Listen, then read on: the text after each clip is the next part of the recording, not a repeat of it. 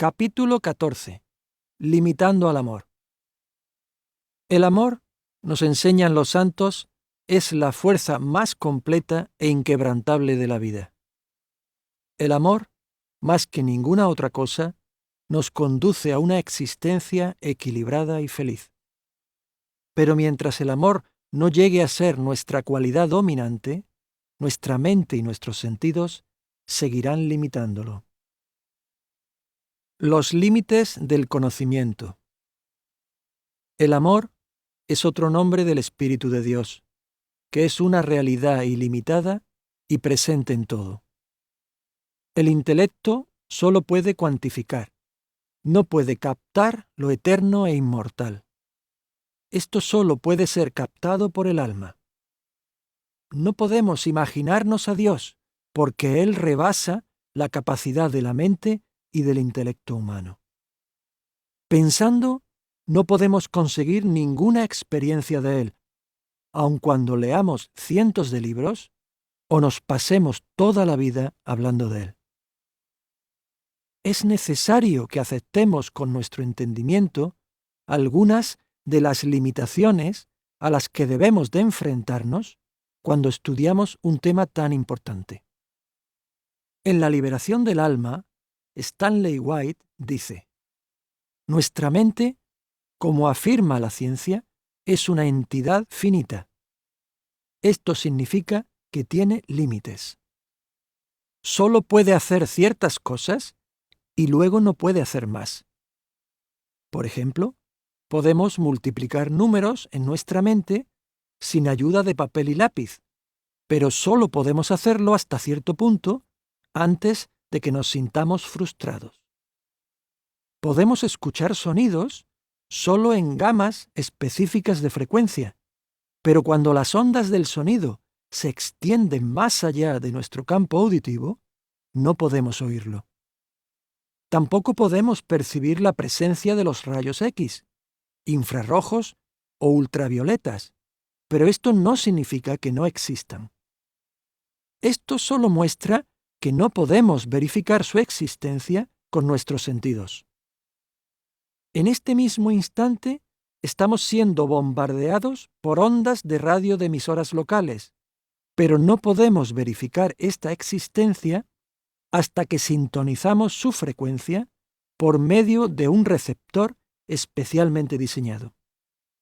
Pocos de nosotros seríamos tan insensatos como para negar la existencia de la transmisión de la radio y la televisión, simplemente porque no podemos oírlas sin la ayuda de nuestros sentidos. Llegamos así a un importante principio de la vida. Existen cosas que no pueden percibirse con los sentidos. Los grandes maestros espirituales han afirmado que Dios es infinito.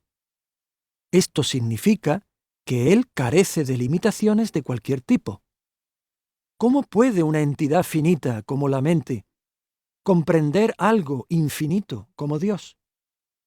Es obvio que nos hemos encontrado con un problema bastante difícil de resolver.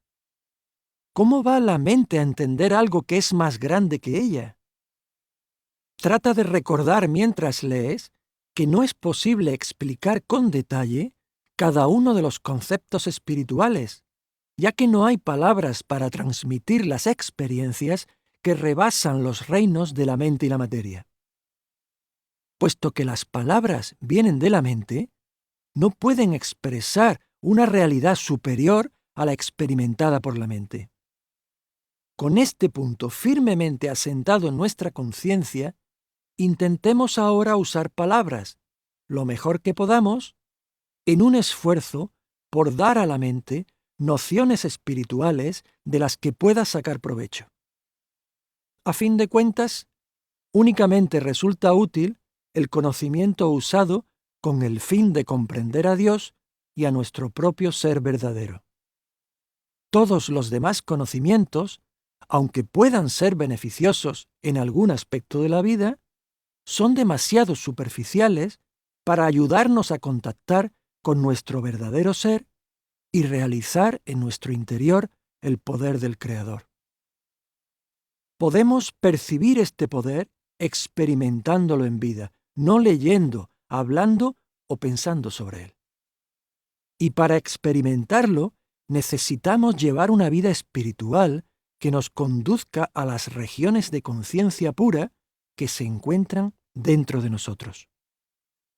Con la expresión vida espiritual, nos queremos referir a una vida de comunión con esta energía, con este poder, no a una vida empleada solo en pensar, leer o hablar sobre ello. Dios está en todas partes, en cada partícula de la creación. También está presente en cada uno de nosotros, pues ¿no somos parte de la creación? El error que cometemos es que dirigimos nuestros esfuerzos para encontrar a Dios fuera de nosotros, pero curiosamente nunca pensamos en buscarle interiormente. Las enseñanzas de los santos nos orientan hacia donde tenemos que buscar para encontrar a Dios. El principio es simple. El Creador que buscamos no puede hallarse fuera. Dios debe realizarse en el interior del cuerpo humano con la práctica de la meditación.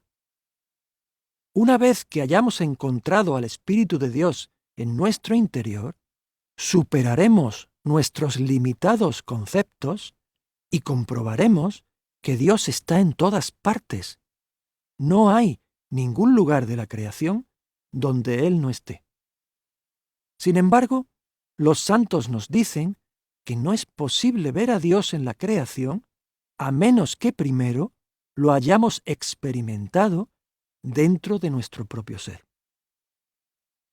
Los límites de los ritos y las ceremonias externas.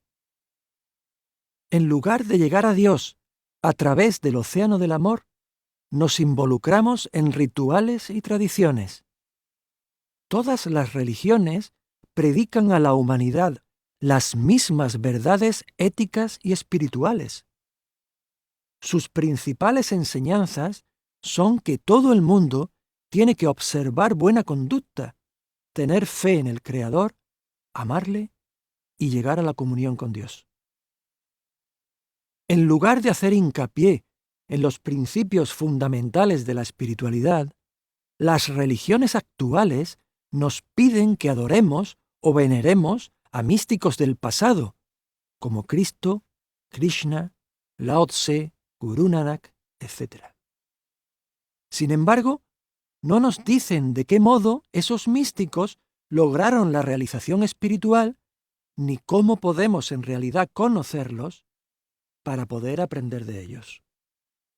Las religiones subrayan la necesidad de tener fe en una u otra escritura religiosa, pero no nos ofrecen detalles sobre cómo podemos nosotros experimentar las mismas experiencias espirituales que se describen en ellas.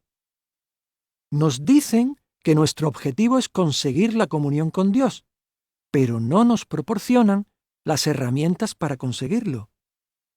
Nos prometen la salvación, pero mediante la fe y solo después de la muerte.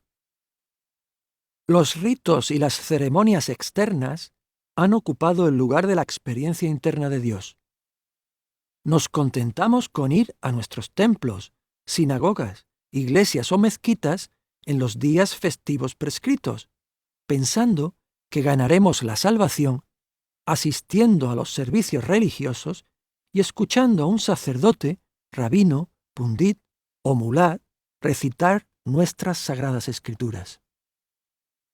Si nuestro objetivo es reunirnos con Dios, ¿cómo vamos a conseguirlo mediante ritos y ceremonias externas? Las liturgias, misas, ritos y demás ceremonias externas en los lugares de culto no hacen sino limitar e impedir nuestro esfuerzo por buscar a Dios en nuestro interior, porque ponen la adoración externa en su lugar. El reino de Dios está dentro de nosotros. Lucas 17:21.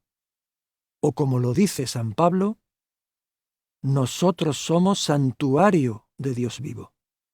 Segunda de Corintios 6:16. Estas son palabras de la Biblia, ¿Pero las entendemos o les hacemos caso? Puede decirse que no. En realidad, nuestros templos, mezquitas y sinagogas constituyen la expresión de cómo intentamos limitar a Dios a lo físico. ¿Cómo podemos limitar al ilimitado? ¿Cómo Dios, que está en todas partes, puede ser limitado por muros de ladrillo, cemento y piedra? Los santos se refieren a la verdad y hablan de un camino sencillo para acceder a la divina realidad que se encuentra dentro de cada persona. Este camino, dicen ellos, es el método natural para el autodescubrimiento. Ha sido creado por Dios y ha existido a lo largo de toda la humanidad. No ha sido diseñado por el ser humano. No tiene nada que ver con ritos y ceremonias externas, ni termina en una conducta moral o en buenas obras.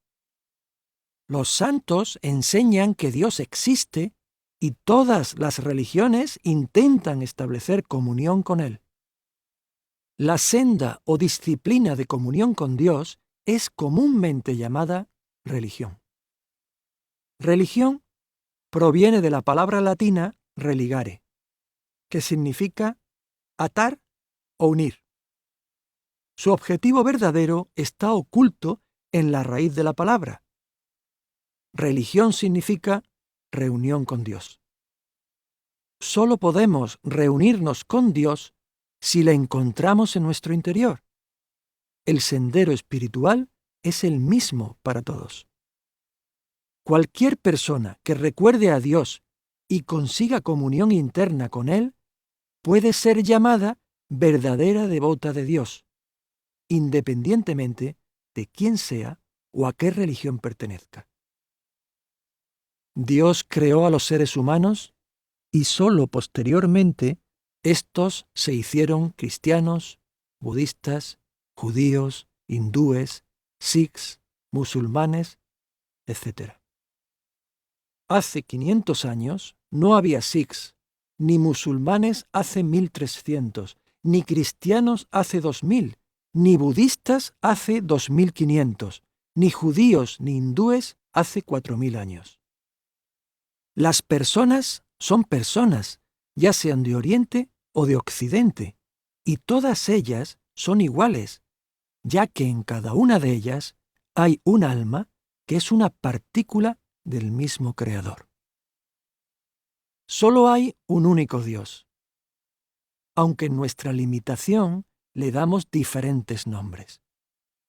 Por ejemplo, para saciar la sed, puede que una persona pida agua, mientras que otra persona de un país diferente pida water y otra pani.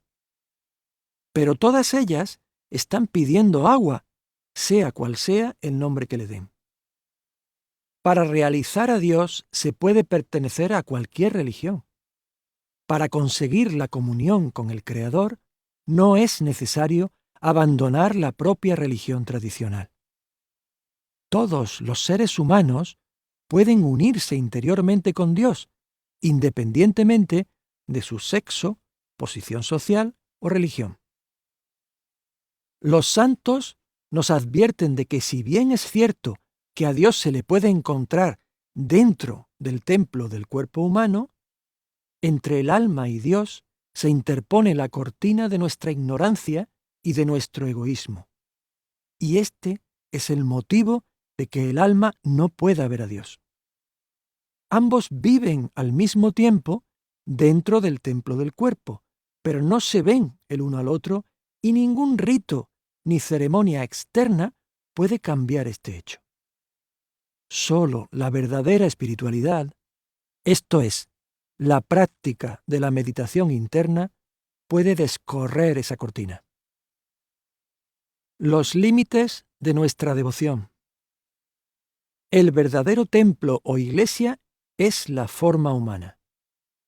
Esta es una verdad sencilla, sin embargo, quizás solo una persona entre 1.000.000 haga en su interior su auténtica búsqueda de Dios. La devoción externa, dicen los santos, no es solamente limitada, sino también inútil. San Pablo escribe: ¿qué conformidad hay entre el santuario de Dios y el de los ídolos? Porque nosotros somos santuarios de Dios vivo. Segunda de Corintios 6:16. Si alguien tirara una piedra a una ventana de nuestra iglesia o templo, puede que nosotros corriéramos tras él llenos de ira y lo castigáramos como se merece un profanador de templos. Sin embargo, Dios vive en esa misma persona.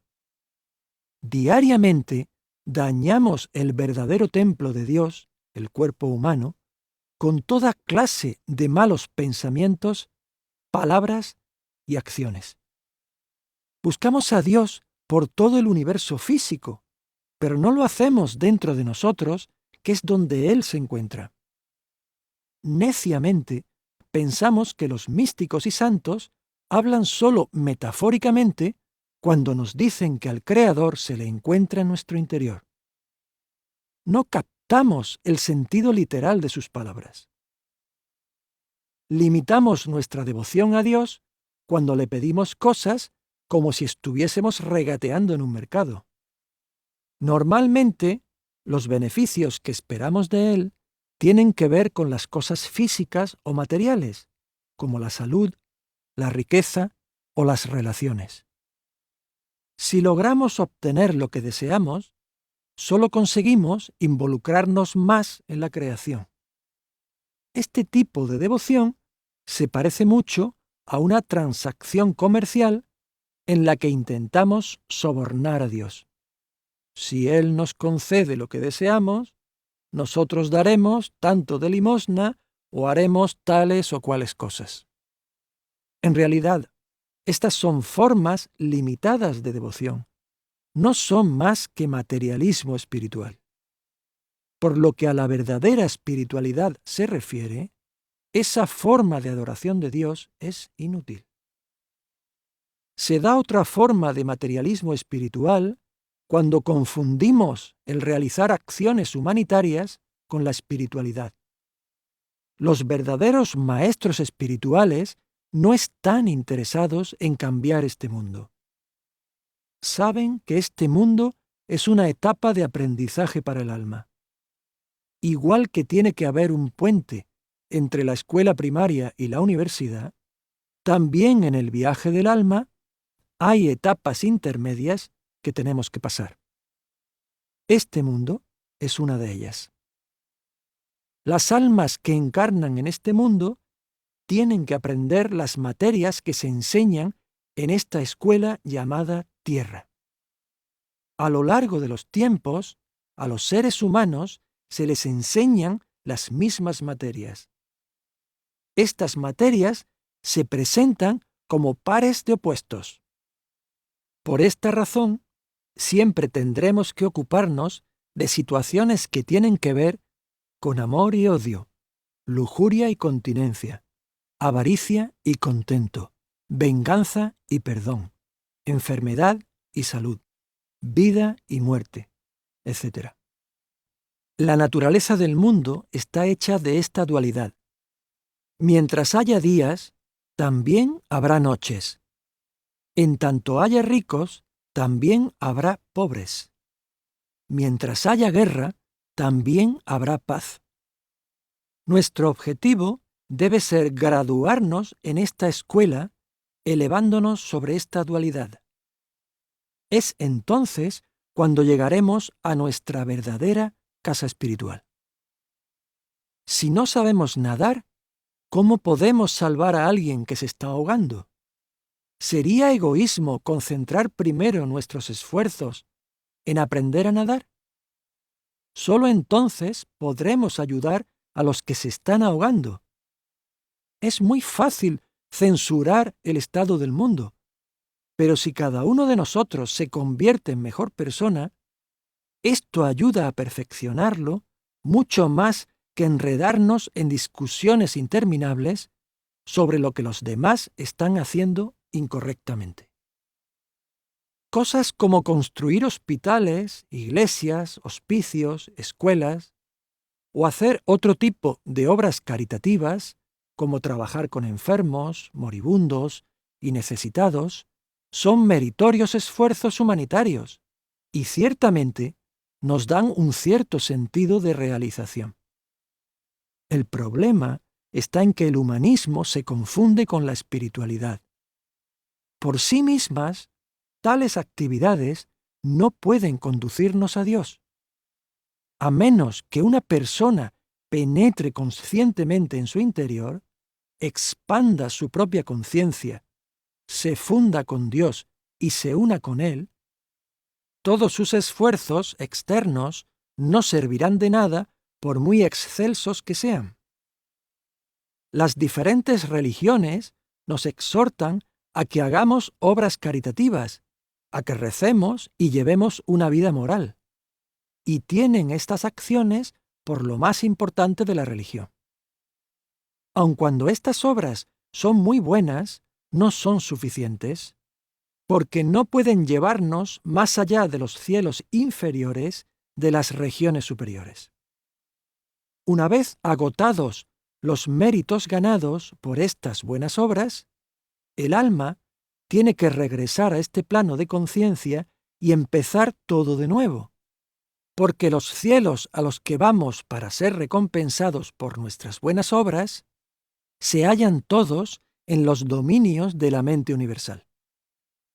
Refiriéndose a todos estos planos espirituales, Jesucristo dijo: «En la casa de mi Padre hay muchas mansiones». Juan 14:2. Nuestra comunicación con Dios es limitada cuando rezamos con oraciones fijas. Si pensamos que Dios tiene el poder de satisfacer nuestros deseos, seguro que también tiene el poder de saber lo que necesitamos. Es nuestra falta de fe lo que nos mueve a pedirle como si Él no supiera lo que necesitamos. Cuando usamos oraciones fijas, ¿no estamos impidiendo expresar libremente nuestro amor a Dios? ¿Necesitamos palabras establecidas para hablar con nuestros seres queridos? ¿Acaso Dios está tan sordo que necesitamos repetir nuestras oraciones una y otra vez? ¿Le adoramos por miedo a lo que nos pueda hacer? ¿O le adoramos por interés de lo que pueda darnos? Debemos adorar a Dios solo por amor. Rabia Basri, una santa de Persia, decía: «Ojalá pudiera inundar las puertas del infierno para que nadie adorara a Dios por miedo, y pudiera incendiar el paraíso para que nadie adorara a Dios por la promesa del cielo. Entonces, todos adorarían a Dios únicamente por amor». Superando nuestros límites. El amor por sí mismo destruye todas las barreras y límites que nosotros le hemos impuesto. El amor es la fuerza más poderosa de toda la creación. Sin amor, la vida es seca y despreciable.